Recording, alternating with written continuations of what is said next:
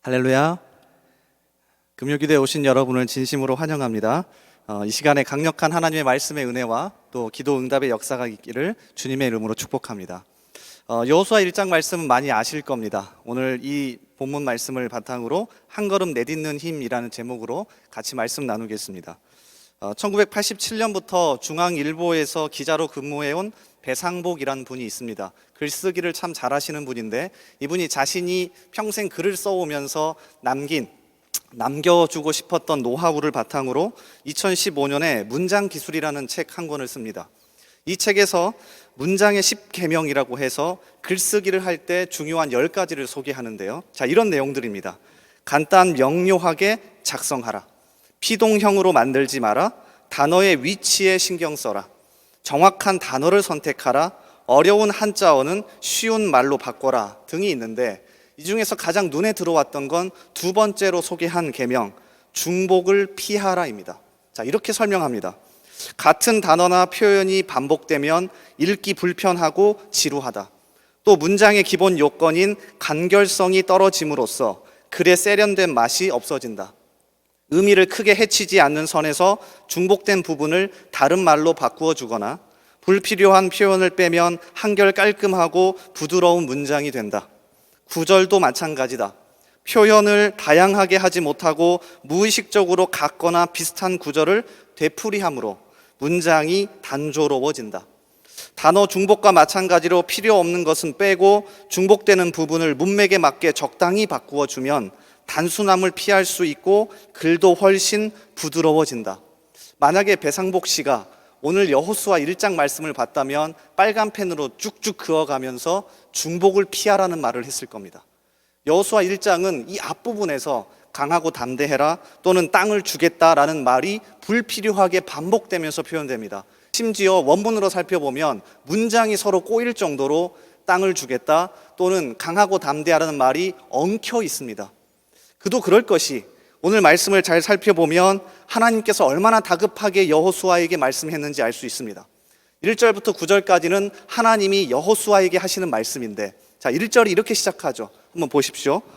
여호와의 종 모세가 죽은 후에 여호와께서 모세의 수종자 눈의 아들 여호수아에게 말씀하여 이르시되, 다른 성경을 찾아보면 하나님이 말씀하시는 장면은 항상 하나님이 말씀하시되 또는 하나님의 말씀이 누구누구에게 이르되가 가장 앞에 나옵니다. 우리말로는 뒤에 있다 하더라도 원문으로 찾아보면 항상 제일 앞에 강조되어 있습니다. 하나님이 말씀하시되. 그런데 오늘 여호수아 1장 1절은 원문으로 찾아보아도 모세가 죽었다는 게 제일 앞에 나와 있습니다. 그러니까 여호수아가 현재 느끼는 심정입니다. 하나님이 말씀하심에도 불구하고 그의 머릿속에는 모세가 현재 죽었다는 게 너무나도 강력하게 머릿속에 박혀있죠. 그래서 하나님은 강조해서 몇 번이고 반복하십니다. 내가 이미 땅을 주었다. 강하고 담대하라. 이런 말들을 반복하면서 여호수아가 다시 일어서기를 바라는 겁니다. 갑자기 리더가 된 여호수아 입장에서는 굉장히 두려웠을 겁니다. 리더십 강사로 유명한 지윤정이라는 분이 있는데 이분이 리더를 이렇게 설명합니다. 리더이기 때문에 좋은 점도 있지만 리더이기 때문에 애달픈 것도 많다. 양날의 칼처럼 권한과 책임은 함께 따라붙는다. 리더에겐 이름을 남길 기회만큼 이름을 더럽힐 위험도 함께 따라온다. 리더의 길은 고독하다. 겸손하면 만만하다고 삿대질을 하고 당당하면 오만하다고 손가락질한다. 좋았던 관계가 족쇄가 되기도 하고 소신 있는 가치관이 도그마가 되기도 한다. 그래서 여호수아는 정말 어려웠을 겁니다. 40년 동안 강력한 카리스마로 이스라엘 백성들을 이끌었던 모세가 죽고 가나안 땅에 들어가서 전쟁을 해야 하는 상황에서 얼마나 두려웠을까요? 그래서 하나님은 이렇게 반복하면서 땅을 주었다, 강하고 담대하라는 말을 하시는 겁니다. 여호수아가 어떻게 해요? 다시금 힘을 얻고 일어서기를 바랬던 거죠. 자, 그런데 더 중요한 게 있습니다. 이렇게 두려워하고 정말로 걱정하는 여호수아에게 하나님이 가장 먼저 하신 말씀은 두려워하지 말아라, 강해라, 담대하라가 아닙니다. 자, 다시 1절과 2절을 보겠습니다. 다시 보십시오.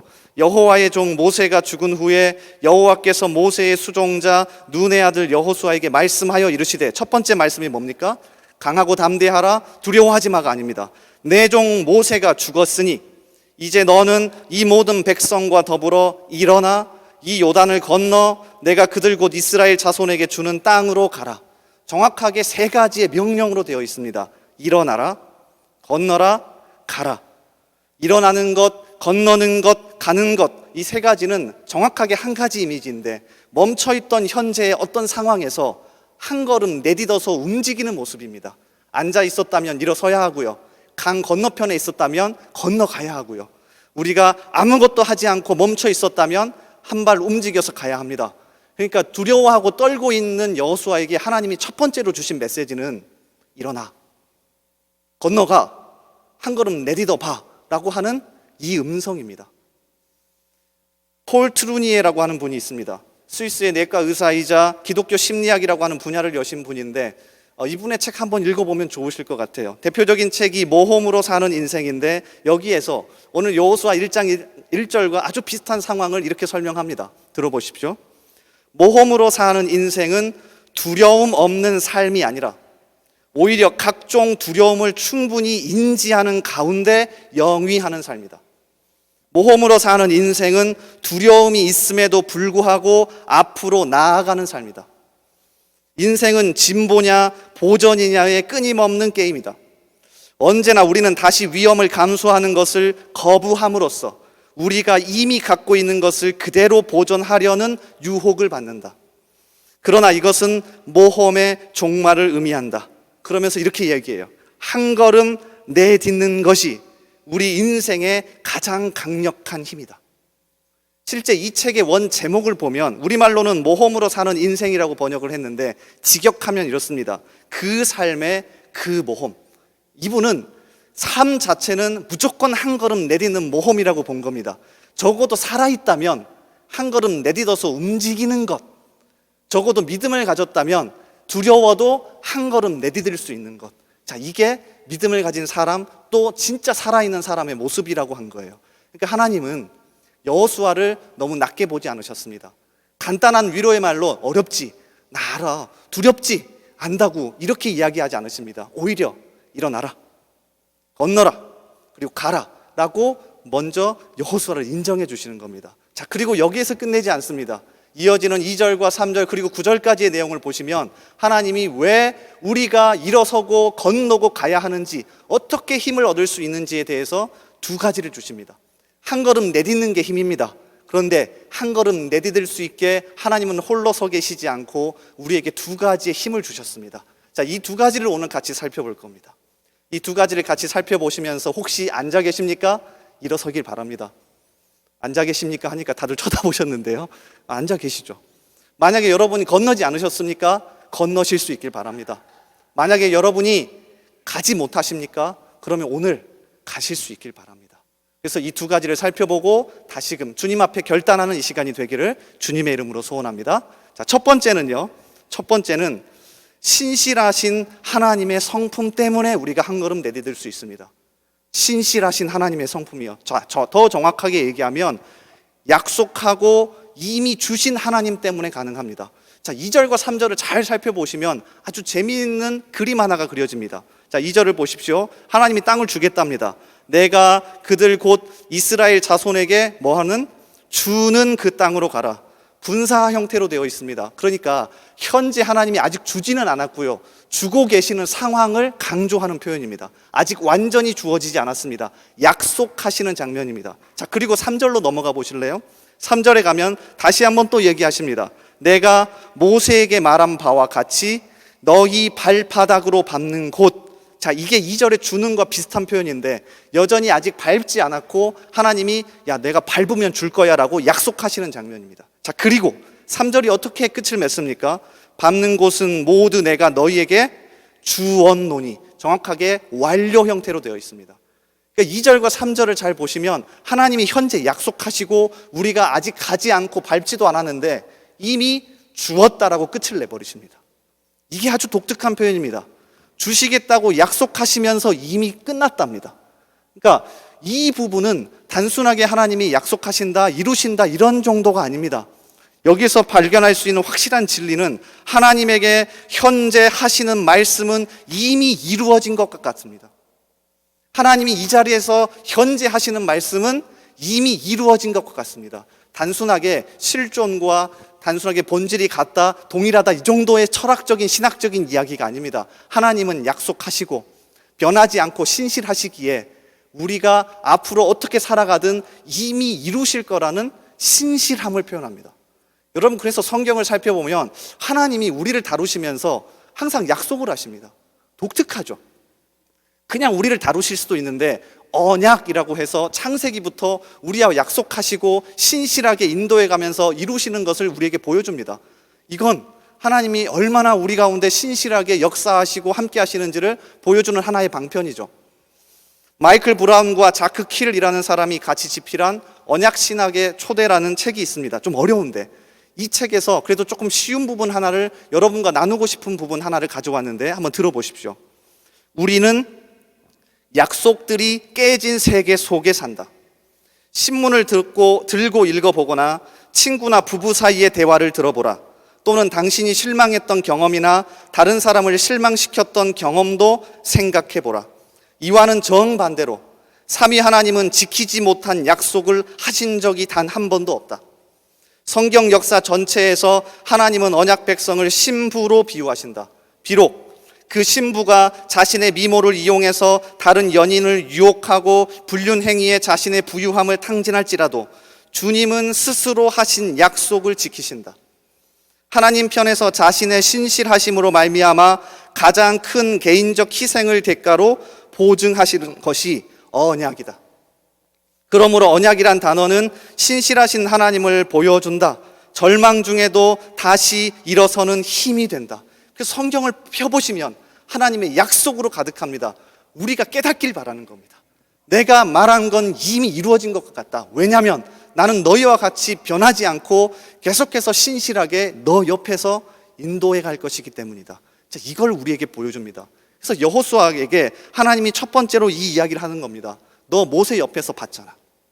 40년 동안 광야 생활을 하면서 끊임없이 너희는 신실하지 않았지만 나는 너희 옆에서 신실하게 인도해 간 것 너 40년 동안 봤잖아. 그러니까 어떻게 하라고요? 한 걸음 내딛어봐. 내가 이미 지금 말하고 있는 건 이미 이루어진 것과 같아. 그러니까 한번 내딛어봐 라고 이야기하는 겁니다. 엄마가 가장 많이 하는 이야기죠. 아이가 울고 있을 때, 두려워하고 있을 때 엄마는 많은 말을 하지 않습니다. 여기 엄마들 계시지 않습니까? 그럼 아이에게 조목조목 설명하십니까? 너가 지금 뭔가 이상한 걸 본 것 같구나. 누가 와서 널 무섭게 했구나 라고 하지 않습니다. 정확하게 한마디밖에 안 합니다. 걱정하지 마. 엄마가 옆에 있잖아. 그리고 안아줍니다. 이 말 속에는 오늘 모세 그리고 그 이후에 여호수아에게 하나님이 말씀하시는 그 음성이 들어 있습니다. 걱정하지 마. 엄마가 옆에 있잖아. 걱정하지 마. 신실한 엄마가 옆에 있잖아. 걱정하지 마. 지금까지 함께하며 널 지킨 엄마가 옆에 있잖아. 그러면 두려워하던 아이는 갑자기 울음을 멈추고 두려워하지 않습니다. 왜인지 아십니까? 엄마가 한 그 말은 이미 이루어진 것 같습니다. 앞으로 그 아이를 지켜나가는 걸 보여주지 않더라도 지금까지 아이의 밥을 먹이고 지금까지 아이를 씻기고 지금까지 아이를 계속해서 보호해왔던 엄마의 이미지가 떠오르면서 이미 엄마의 말은 이루어진 것과 같습니다. 여러분 말씀을 잘 읽어보십시오. 하나님은 여호수아에게 이걸 생각나게 하기 위해서 이런 말도 반복합니다. 3절 보세요. 내가 모세에게 말한 바와 같이 너희 발바닥으로 밟는 곳은 모두 내가 너희에게 주었노니. 야, 모세에게 내가 약속하고 여기까지 신실하게 인도해 왔잖아. 그러니까 나를 믿고 한 걸음 내딛어 보자. 내가 현재 하는 말은 이미 이루어진 것과 같다. 5절도 보십시오. 내 평생에 너를 능히 대적할 자가 없으리니 내가 모세와 함께 있었던 것 같이. 다시 한번 여호수아에게 생각나게 합니다. 내가 신실하게 여기까지 끌고 갔잖아. 그러니까 어떻게? 한 걸음 내딛어 보자. 하나님의 신실하신 성품이 우리를 한 걸음 앞으로 나아가게 합니다. 말을 바꿔볼까요? 우리가 여전히 주저하고 두려워하고 계시다면 신실하신 하나님에 대한 신뢰와 믿음이 무너져 버렸을 수도 있습니다. 그러니까 이 부분을 다시 한번 오늘 밤에 점검합시다. 우리는 말씀하시면 반드시 이루시는 하나님, 우리와 다르게 어떻게든 끌고 가시는 하나님, 그 하나님을 신뢰하며 한 걸음 내디딜 수 있는 겁니다. 혹시 한 걸음 내딛으셨습니까? 그러면 뒤에 있는 분을 손을 잡고 하나님 믿고 나아가보자. 같이 나가십시오. 그래서 우리 대전중앙의 모든 성도들은 그 신실하신 하나님을 붙들 수 있기를 주님의 이름으로 소원합니다. 자, 그런가 하면 두 번째 힘이 있습니다. 사실 이 두 번째 힘도 첫 번째와 연결되어 있는데 정말 중요한 부분입니다. 두 번째는 힘은 말씀인데 다 정확하게 이야기하면 기록된 말씀입니다. 자, 6절을 보십시오. 1절부터 9절까지 두 단락으로 나눠지는데요. 5절까지가 한 단락이고요. 자, 6절부터 9절까지가 두 번째 단락입니다. 두 번째 단락을 시작하면서 하나님이 다시 약속합니다. 한 걸음 내딛어봐. 내가 땅을 줄 테니까 내딛어봐 라고 하며 강하고 담대하라. 너는 내가 그들의 조상에게 맹세하여 그들에게 주리라 한 땅을 이 백성에게 차지하게 하리라. 한 걸음 내딛어보라는 거죠. 자, 그리고 두 번째 힘을 주십니다. 자, 7절 보세요. 자, 우리 7절은 같이 한번 읽어볼까요? 자, 7절. 자, 시작.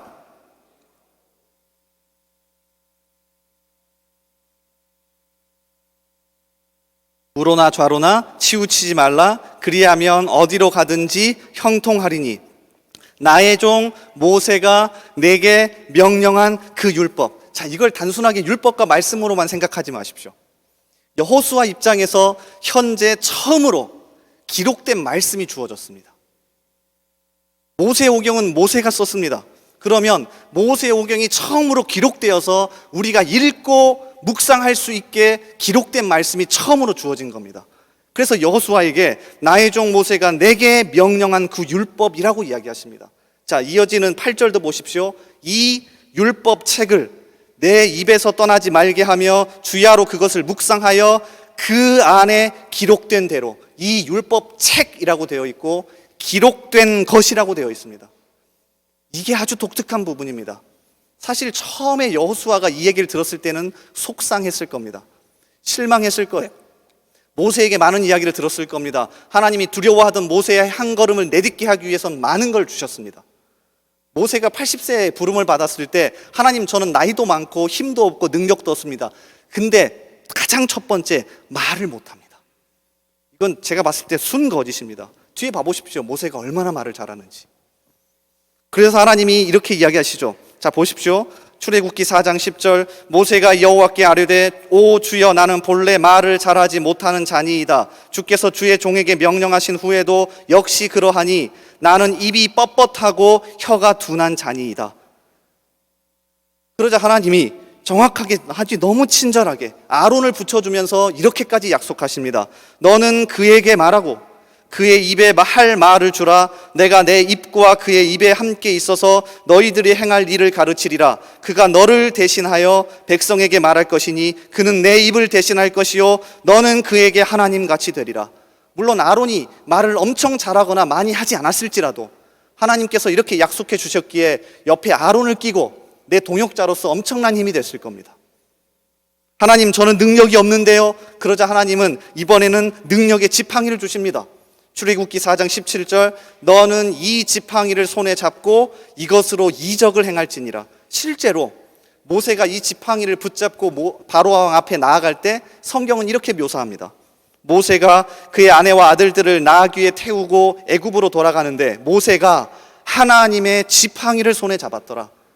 지팡이는 하나님의 능력, 모세의 손은 하나님의 능력 그 자체였습니다. 그러니까 엄청난 걸 주신 겁니다.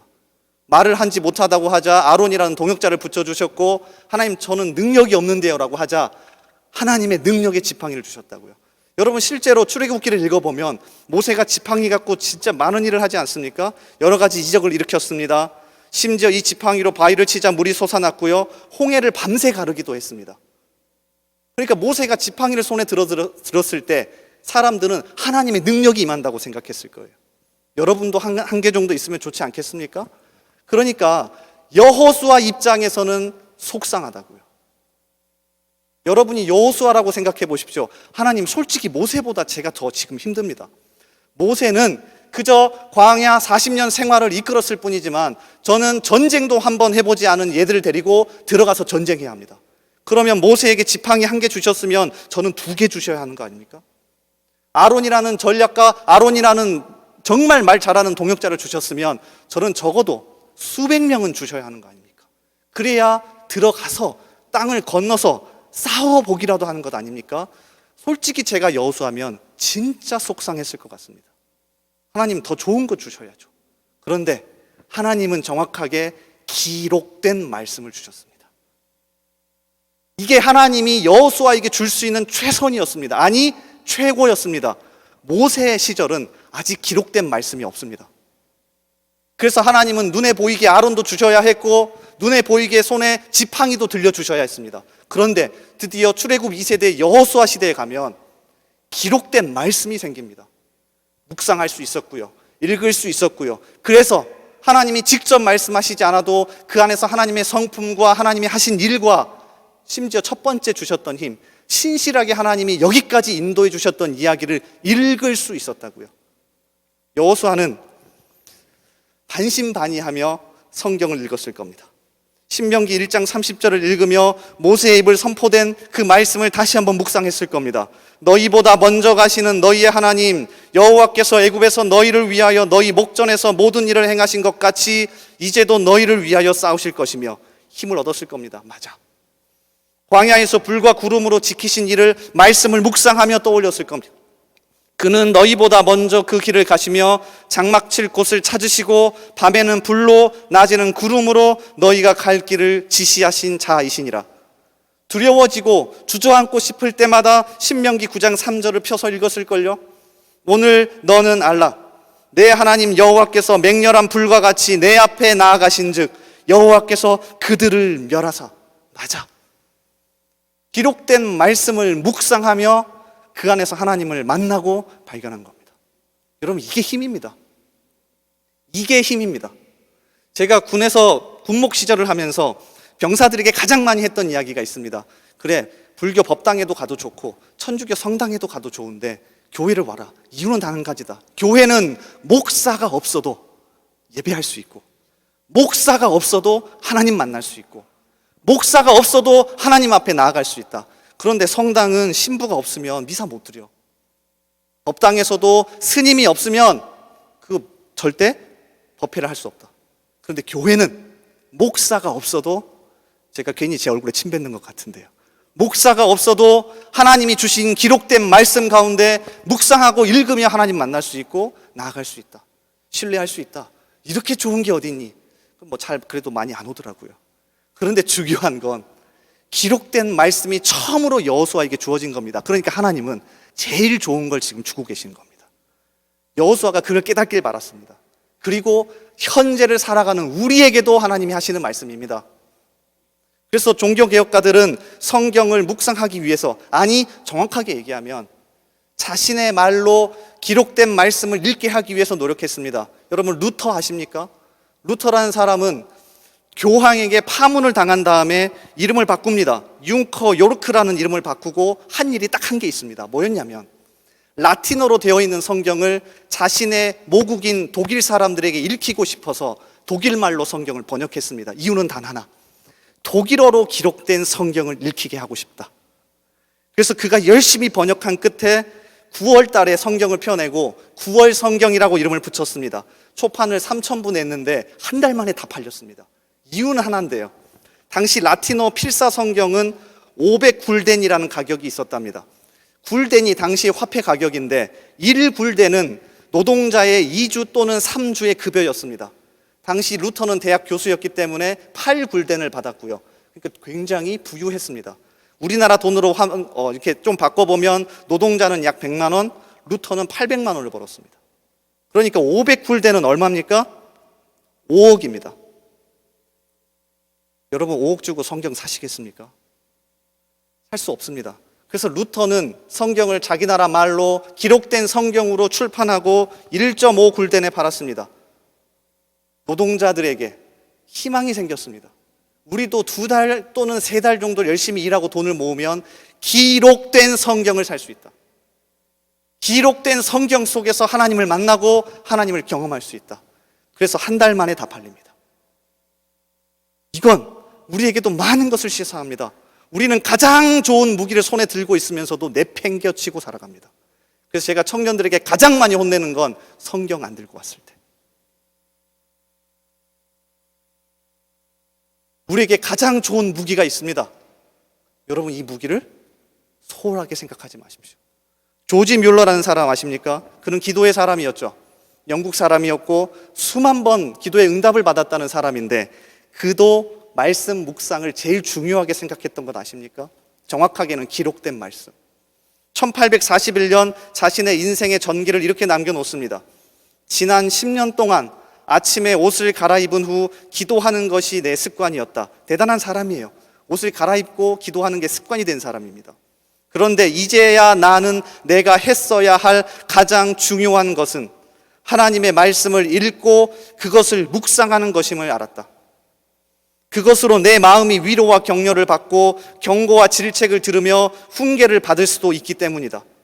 또 말씀을 묵상할 때 내 마음은 주님과 체험적인 교제를 나눌 수 있기 때문이다. 그래서 이제 나는 아침 일찍 신약 성경을 처음부터 묵상하기 시작했다.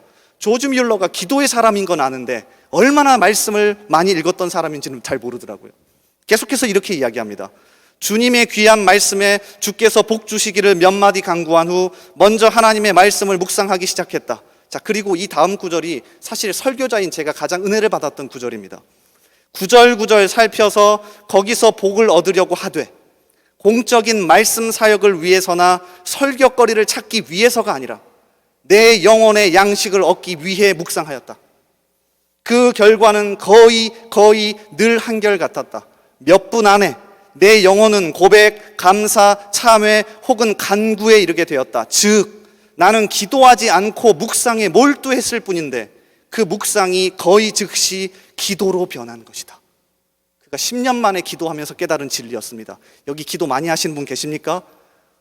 조지 뮬러, 기도의 사람이 깨달은 진리였습니다.